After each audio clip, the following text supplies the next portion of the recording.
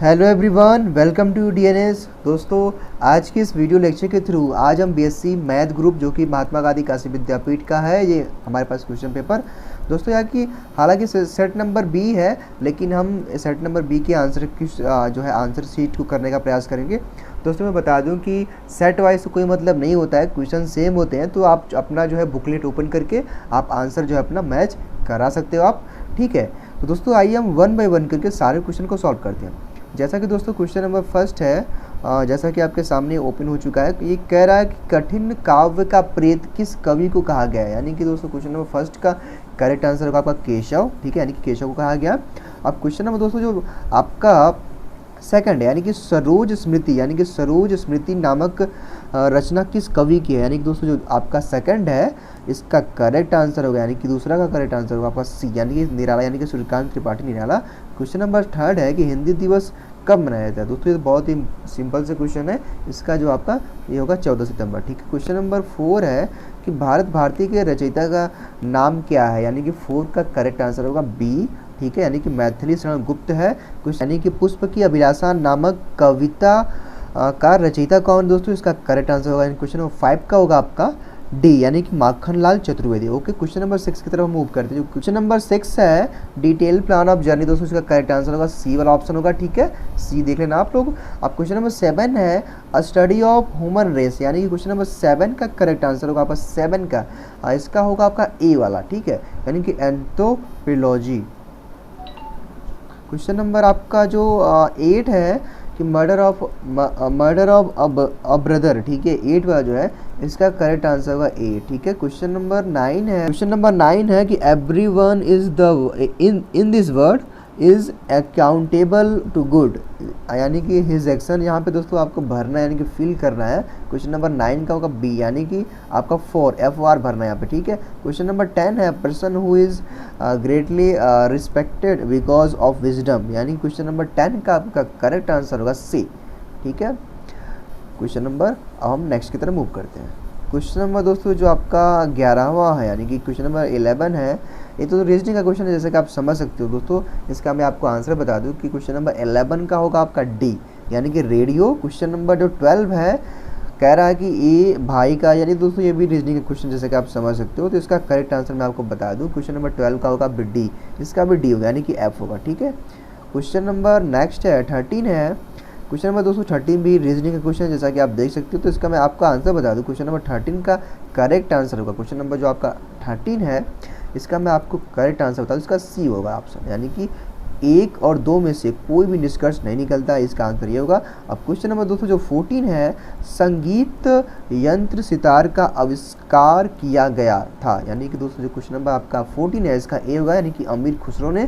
Question number दोस्तों जो आपका 15 है, हालांकि आप देख सकते हो कि ये भी जो आपका रीजनिंग का क्वेश्चन है, कोट से यानी कि समूह से समूह में मिलान करना है, तो इसका मैं आपका आंसर बता दूं, क्वेश्चन नंबर 15 का आंसर होगा बी, यानी कि बी का मतलब है कि 2 4 3 1, ठीक है। Question number next, question number 16 है, जैसे कि आप देख सकते हो कि निम्नलिखित राज्यों में से कौन सा राज्य 3 तरफ से बांग्लादेश से घिरा है, यानी कि क्वेश्चन नंबर 16 का होगा आपका डी, यानी कि त्रिपुरा। क्वेश्चन नंबर 17 है कि भारत के किस भाग में वैरन ज्वालामुखी द्वीप स्थित है, यानी कि जो 17 है इसका करेक्ट आंसर होगा 17 का ए, अंडमान द्वीप समूह। क्वेश्चन नंबर आपका जो 18 है, अपने प्रदूषकों के कारण कौन सी नदी जैविक मरुस्थल कहलाती है, यानी कि जो दोस्तों जो 18 है इसका होगा C, Damodar. Question number 19, question number 19 के निम्नलिखित में से कौन सा एक उत्तर प्रदेश राज्य सरकार की आय का सबसे बड़ा स्रोत है। दोस्तों यहाँ पे क्वेश्चन नंबर 19 का करेक्ट आंसर होगा आपका डी, डी का मतलब है कि भू राजस्व जो है ये इंडिया यानी कि उत्तर प्रदेश का जो है ये सबसे बड़ा आय का स्रोत है। क्वेश्चन नंबर जो आपका 20 है कि निम्नलिखित में से कौन सी नदी भ्रंश घाटी से होकर बहती है। दोस्तों जो 20 है इसका करेक्ट आंसर होगा आपका बी, यानी कि नर्मदा। क्वेश्चन नंबर आपका 21 है कि निष्पादन बजट की अवधारणा ली गई है। देखिए जो 21 है इसका करेक्ट आंसर होगा आपका सी, संयुक्त राज्य अमेरिका से।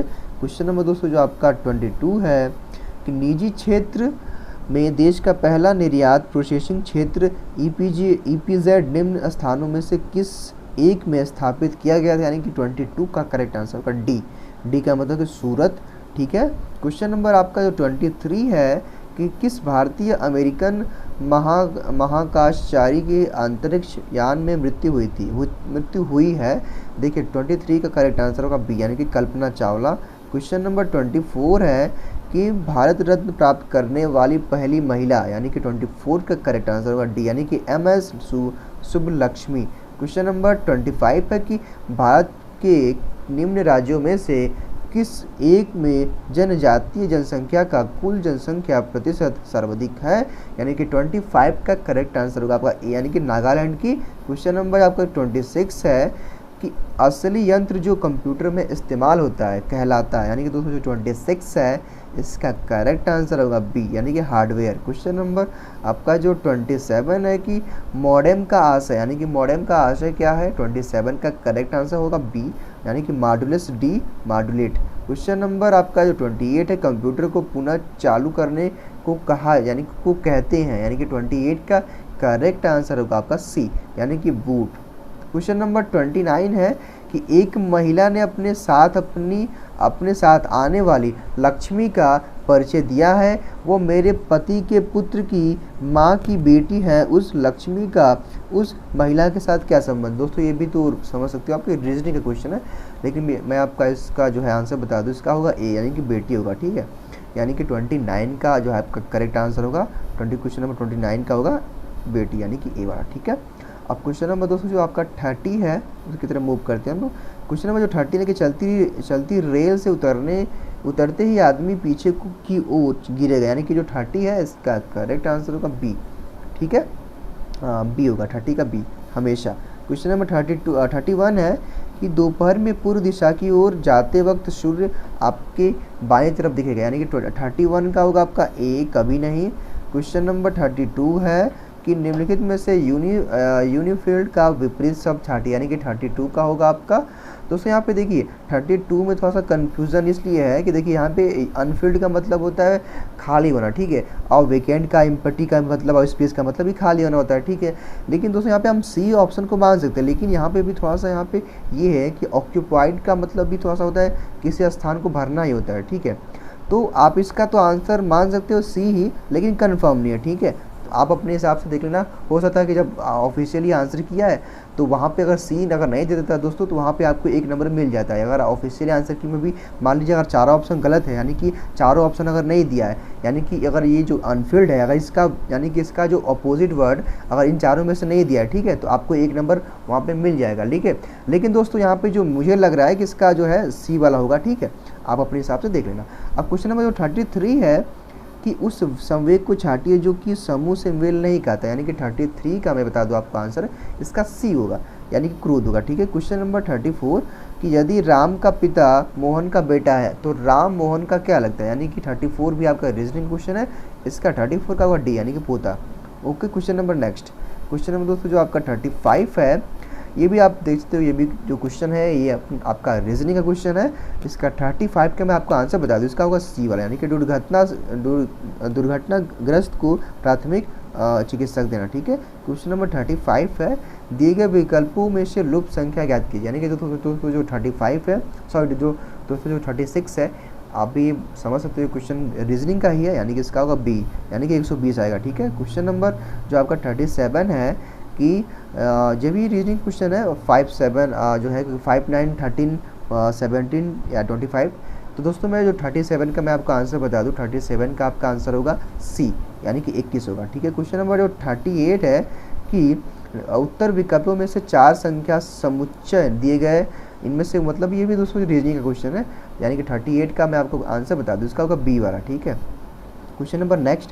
क्वेश्चन नंबर दोस्तों जो आपका 39 ये भी क्वेश्चन आपका रीजनिंग का है, यानी कि 39 का करेक्ट आंसर होगा सी, यानी कि 32।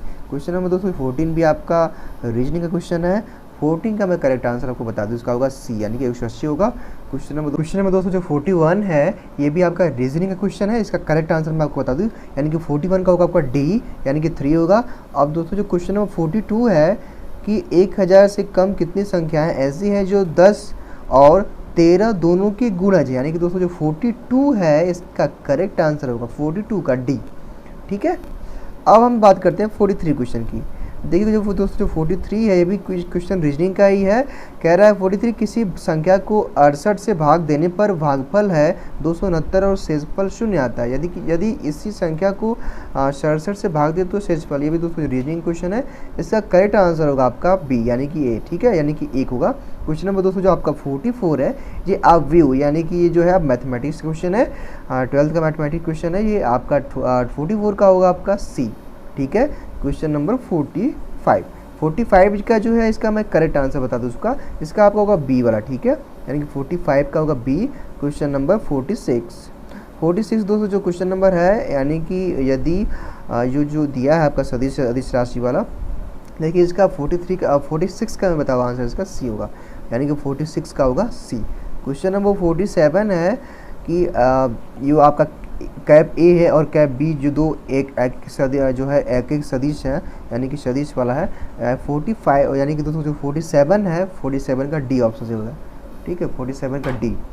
अब दोस्तों जो 48 है इसका मैं आपको आंसर बता दूं, 48 का आंसर होगा आपका डी, ठीक है।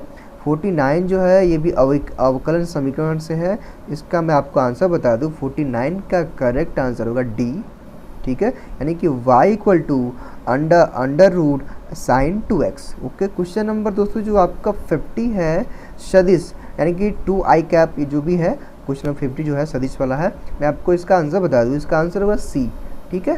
क्वेश्चन नंबर 51 दोस्तों है यदि 4 रेखाओं, ये भी देखिए मैथमेटिक्स क्वेश्चन है। 51 का मैं इसका आंसर बता दूं आपको, इसका सी वाला होगा यानी कि 8/3 होगा, ठीक है।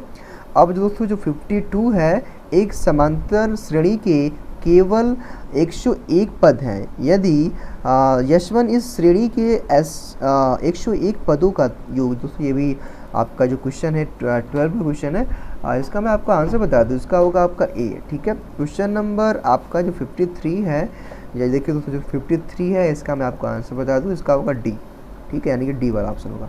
क्वेश्चन नंबर 54 है, इसका मैं आपको आंसर बता दूं, यानी कि यदि 10 थीटा प्लस जो है सेक थीटा है, इसको आपका आंसर बता दूं जो 54 इसका होगा डी, ठीक है, यानी कि 4/5। क्वेश्चन नंबर दोस्तों जो आपका 55 है, इसका मैं आपको आंसर बता दूं, इसका होगा डी, ठीक है। क्वेश्चन नंबर दोस्तों जो आपका 56 है, इसका मैं आपको करेक्ट आंसर बता दूं ए, ठीक है। अब दोस्तों जो 57 है इसका करेक्ट आंसर मैं आपको बता दूं, 57 वाला का करेक्ट आंसर होगा सी, ठीक है। क्वेश्चन नंबर दोस्तों जो आपका 58 है, इसका मैं आपको जो करेक्ट आंसर बता दूं, लिखा है चार्ल्स का नियम किसी आदर्श गैस के लिए निम्नलिखित तरह के परिवर्तन में लागू होता है, ठीक है। इसका जो 58 इसका करेक्ट आंसर मैं आपको बता दूंगा, इसका ए यानी कि समताप परिवर्तन। क्वेश्चन नंबर 59 है, एक वैद्युत आयरन पर 2 किलोवाट और 250 वोल्ट अंकित है, उसके उष्मक तंतु का प्रतिरोधक लगभग हो, यानी कि 59 का आपको करेक्ट आंसर बता दो, इसका होगा ए वाला, ठीक है, यानी कि 31.25 ओम। क्वेश्चन नंबर आपका जो 60 है, यदि किसी कारनोट इंजन की दक्षता 25% हो तथा स्रोत का ताप 227 डिग्री सेल्सियस है तो सी का तापमान होगा, यानी कि दोस्तों जो क्वेश्चन नंबर 60 है इसका मैं आपका आंसर बता दूं, इसका सी होगा, ठीक है। क्वेश्चन नंबर 61 है, पृथ्वी तल वाला जो है आपका एच ऊंचाई, इसका मैं आपको आंसर बता दूं, इसका आंसर होगा ए, यानी कि डी इक्वल टू h/2, यानी कि दोस्तों जो क्वेश्चन नंबर 62 की तरफ मूव करते हैं, तो 62 है इसका मैं आपको आंसर बता दूं, 62 का जो आंसर है, एक धातु के 2 टुकड़े हैं जिसकी लंबाई एक संबंधित 2 तथा जिनके व्यास 2 संबंधित 1 के अनुपात में है, यदि दोनों तारों को एक ही बल द्वारा खींचा गया तो उनके लंबाई में वृद्धियों का अनुपात होगा, यानी कि जो 62 है इसका करेक्ट आंसर होगा ए, ठीक है, यानी कि 8 संबंधी 1। क्वेश्चन नंबर दोस्तों जो आपका 63 है, एक अनुप्रस्थ काट के क्षेत्रफल की एक नरी यानी कि परिनालिका की लंबाई l है, इनमें तार के कुल फेरे n है, इस परिनालिका का स्वप्रेरकत्व, यानी कि इसका मैं 63 का आपको आंसर बता दूं, इसका ए वाला होगा, ठीक है। क्वेश्चन नंबर आपका जो 64 है कि एक ही स्टील विवर्तन में स्टील की चौड़ाई डी है, यानी कि दोस्तों 64 का मैं आपको आंसर बता दूं, इसका करेक्ट आंसर होगा ए, ठीक है। अब क्वेश्चन नंबर जो आपका 65 है, इसका मैं आपको आंसर बता दूं, 65 यानी कि एक बंद आर्गन पाइप में प्रथम अधिस्वरक की आवृत्ति वही है जो खुले आर्गन पाइप के प्रथम अधिस्वरक की यदि बंद आर्गन पाइप की लंबाई 30 सेमी है तो खुले आर्गन पाइप की लंबाई होगी, यानी कि 65 का करेक्ट आंसर होगा बी, ठीक है, यानी कि 40 सेंटीमीटर। क्वेश्चन नंबर जो आपका 66 है कि एक ही पदार्थ से बनी समान लंबाई की दो समान डोरियां समान तनाव से बनी हैं, यानी उनके परिच्छेद व्यासों का अनुपात दो हो तो, यानी कि तीन संबंध दो हो तो उनकी मूल आवृत्तियों का अनुपात होगा। यानी जो आपका 66 है इसका करेक्ट आंसर होगा 3 संबंध दो, यानी कि ऑप्शन नंबर बी होगा इसका। ठीक है, क्वेश्चन नंबर 67 है कि दोस्तों जो 67 में उसका मैं आपको आंसर बता दूं कि लिखा है 67 के दो अनुप्रस्थ ज्ञात तरंगे एक दूसरे के विपरीत दिशाओं में एक ही डोरी में चल रही है, प्रत्येक का वेग 0.5 सेंटीमीटर आयाम, यानी कि जो भी है क्वेश्चन नंबर दोस्तों जो 67 का मैं आपको आंसर बता दूं इसका सी आ रहा होगा। ठीक है, यानी कि सी इसका ऑप्शन सही होगा। Question number next, question number जो 68 है इसका मैं आपको आंसर बता दूं, 68 का करेक्ट आंसर होगा ए वाला। ठीक है, क्वेश्चन नंबर 69 का मैं आपको आंसर बता दूं, 60 जो आपका 9 है एक समान धातु की छड़ का उपयोग जो है लिखा है, जो भी है 69 का मैं आपको सीधा सीधा आंसर बता दूं, इसका बी वाला आंसर होगा। ठीक है, यानी कि 1 गुणे 2 10 पावर जो है 3 है। ठीक है, अब क्वेश्चन नंबर 17 का मैं आपको आंसर बता देता हूँ। जो क्वेश्चन नंबर 17 है 70, यानी कि इसका जो ऑप्शन होगा डी सही होगा। ठीक है, ये वाला डी वाला। ठीक है, क्वेश्चन नंबर नेक्स्ट, यानी कि जो आपका 71 है, मैं इसका मैं आपको आंसर बता दूं, 71 का आंसर होगा करेक्ट आंसर होगा बी। ठीक है, यानी कि 10 कैलोरी प्रति ग्राम। क्वेश्चन नंबर दोस्तों जो 72 है इसका भी मैं आपको आंसर बता दूं, 72 का ऑप्शन ए वाला सही होगा। ठीक है, क्वेश्चन नंबर आपका जो 73 है, यदि किसी द्रव्यांश तथा आकृति बदले पृथ्वी को, यानी कि जो 73 है इसका सी होगा। ठीक है, क्वेश्चन नंबर जो आपका 74 है मैं इसका आंसर बता दूंगा आपको, 74 का करेक्ट आंसर होगा 74 का आपका सी, यानी कि कीटोन। क्वेश्चन नंबर जो आपका 75 है, यानी कि यूरिया के दो अणुओं को गर्म करने पर क्या उत्पाद बनता है, यानी कि 75 का मैं आपको करेक्ट आंसर बता दूं, इसका होगा बी, यानी कि बाइक्यूरेट। ठीक है, क्वेश्चन नंबर आपका जो है 76 है, इसका मैं आपको आंसर बता दूं दोस्तों, 76 का आपका सी, यानी कि कार्बोनिक यौगिक होगा। ठीक है, इसका यानी कि वुड विशर किसके उपचयन के लिए उपयोग किया जाता है। ठीक है, अब क्वेश्चन नंबर आपका जो 77 है कि मलेइक एसिड की फ्यूमेरिक एसिड है, यानी कि 77 का मैं आपका जो है 77 का करेक्ट आंसर बता दूं,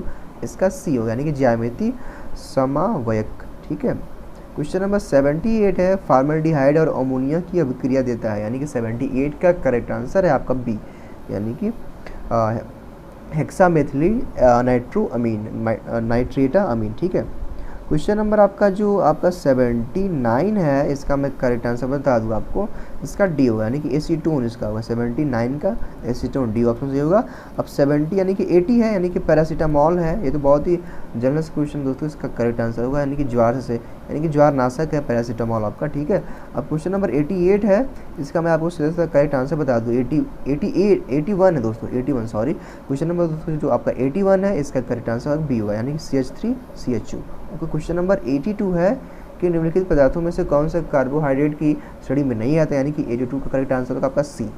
ठीक है, यानी कि ग्लिसरॉल नहीं आता। ठीक है, अब क्वेश्चन नंबर दोस्तों जो आपका 83 है पीवीसी प्रयुक्त होता है, यानी कि 83 का मैं आपको करेक्ट आंसर बता दूं, इसका होगा सी। ठीक है, अब दोस्तों जो 84 क्वेश्चन है गैस का एक ठोस की तरह, यानी कि मैं आपको 84 का करेक्ट आंसर बता दूं, इसका होगा 84 का भी होगा आपका सी वाला ऑप्शन, यानी कि गैस के लिए जो है ना। क्वेश्चन नंबर आपका जो 85 है मैं उसका आंसर बता दूं आपको, 85 का करेक्ट आंसर होगा आपका सी, मुरलता। ठीक है, क्वेश्चन नंबर दोस्तों जो आपका 86 है सिलिकॉन का बोरान के साथ अपमिश्रण डोपिंग, यानी कि दोस्तों जो 86 है इसका होगा आपका बी। ठीक है, क्वेश्चन नंबर दोस्तों जो आपका 87 है इसका मैं आपको करेक्ट आंसर बता दूं, लिखा है कि ऋणात्मक कोलायड के स्कंद हेतु अति शक्तिशाली है, यानी कि 87 का मैं आपको करेक्ट आंसर बता दूं, इसका होगा बी।